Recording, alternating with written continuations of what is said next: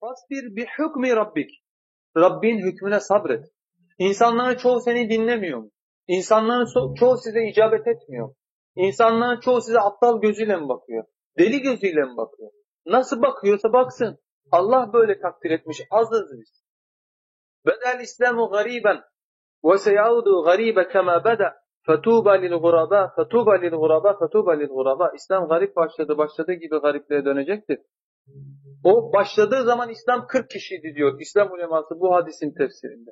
Ve başladığı gibi azlığa dönecektir. Nitekim İbn-i Recep el-Hanbeli El-Keşful Kurbe an ehlil gurbe diye gariplerin ehlinin hakkındaki kapalı şeylerin açılması hakkında bir risale yazmış. Bu gariplikle alakalı hadisleri toplamış. Seleften sözleri toplamış. Süfyan Es-Sevri diyor ki gariplikten kasıt şudur diyor. Öyle gün gelecek ki koca şehirlerde diyor ehli sünnetten bir veya iki tane adam kalacak diyor. Koca şehirlerin arasında sünnete yapışmış sünnet ehli, peygamberden alınan tevhid dininin mirasçısı bir iki tane adam kalacak diyor. Şeyhülislam İbn-i Teymiye rahimehullah da Mecmuatül Fetavada bu hadisi şerh ederken diyor ki ey mümin kardeşim diyor şunu iyi bil ki bu hadisin ışığında göreceksin ki Darul Küfür'de, Darul Harp'te yaşayan birçok mümin Müslüman vardır. Ve bu mümin Müslümanlar İslam beldelerinde yaşayan Müslümanların ulaşamadığı mertebelere imanda ulaşırlar. Çünkü onlar diyor şirk ehlinin arasında gariptirler, azdırlar. Çünkü onlar batıl ehlinin arasında 3-5 tanedirler. Ama azlıkları onları korkutmaz, geri çevirmez diyor.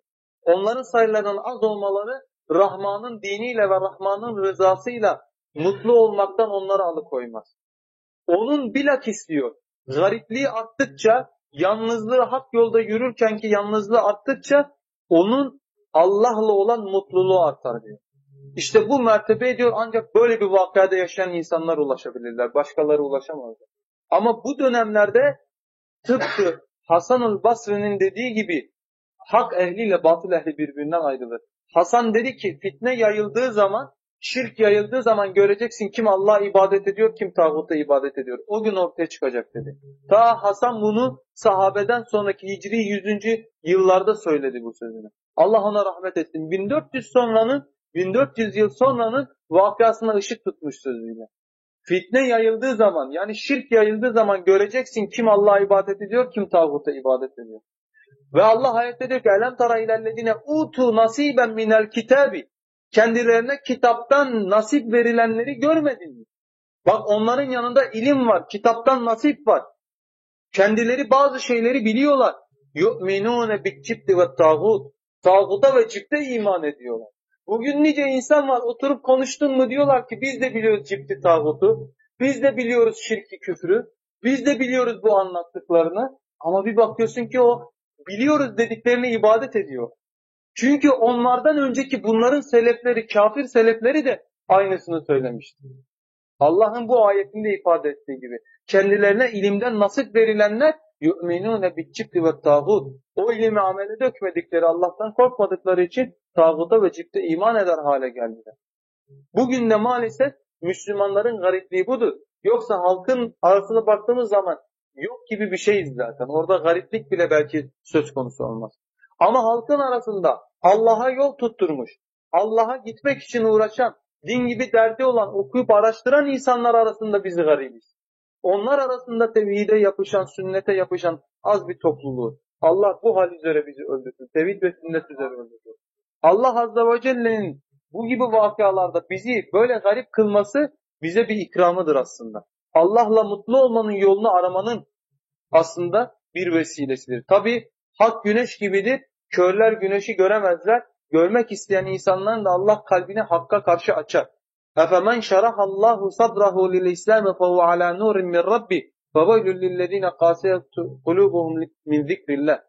Allah'ın göğsünü Kur'an'a zikre açtığı ve vahyin nuruyla göğsünü doldurduğu ile Allah zikredildiği zaman kalpleri kas katı kesilenler bir olurlar mı? Tabii ki bunların ikisi de bir olmazlar. Allah kime hayır dilerse يَشْرَحْ صَدْرَهُ لِلْاِسْلَامِ. Onun kalbini İslam'a vahyi açar ve kalbi İslam'la, amelle, Rabbe imanla mutmainlik bulur. Bütün sıkıntılar ve musibetlere rağmen. Fasbir bi hukmi rabbik. İşte Böyle bir vakadaysan sabret Rabbin hükmüne. Çünkü Rabbin bunu takdir etti. Sen Rabbinin kaderini değiştiremezsin. Sana düşen sadece tebliğdir. Bütün insanlar yalanlayabilir. Nitekim Resulullah Aleyhisselatü Vesselam ne diyor? Kıyamet günü öyle peygamberler gördüm ki yanında bir grup var. Rahtun.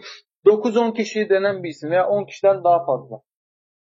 Ya da yanında birkaç kişi var. Ya da yanında 3 kişi var. Hatta diyor öyle peygamber gördüm ki yanında kimse yok. Kavminden kimse icabet etmemiş. Öyle ölmüş. Dünyada muvaffakiyet bekleyerek yaşamak bizim menhecimiz, usulümüz veya hedefimiz değil yani. O Allah'ın bir ikramı olursa olur, olmazsa çok da önemi yok. Bizim için esas olan Müslüman ölmektir. Kul işte bu mertebeyi anlarsa imanda ihsan makamına ulaşır ki o zaman evinde yatağında da ölse de Rabbi ile mutmain bir nefisle karşılaşır. Nitekim Abdullah İbni Ömer radıyallahu anhuma kabre konulduğu zaman diyorlar ki biz kabirden şu ayeti işittik. Ya eyyetuhel nefsul mutmainne irci' ila rabbike radiyeten mardiyye fedhulu fi ibadi vedhulu cenneti. O diyor kabre konulduğu zaman kabirden şu ayet okunuyordu ki ey mutmain olmuş nefis sen Rabbinden razı, Rabbin de senden razı bir şekilde Rabbine dön. Cennetime kullarımın arasına gir. Fecr suresinin son ayetleri. Tabi ne kadar doğru değildir o Allah subhanahu wa ta'ala'nın katındadır. Senedinin sahihliği veya zayıflığı buna bakmıyoruz ama kul Allah'ın huzuruna selim bir kalple çıkarsa öldüğü anda Allah subhanahu wa ta'ala da ona o şekilde muamelede bulunur. Allah bizi selim bir kalp ile canımızı alsın bizlerin ve karşısına öyle bir kalple çıkartsın.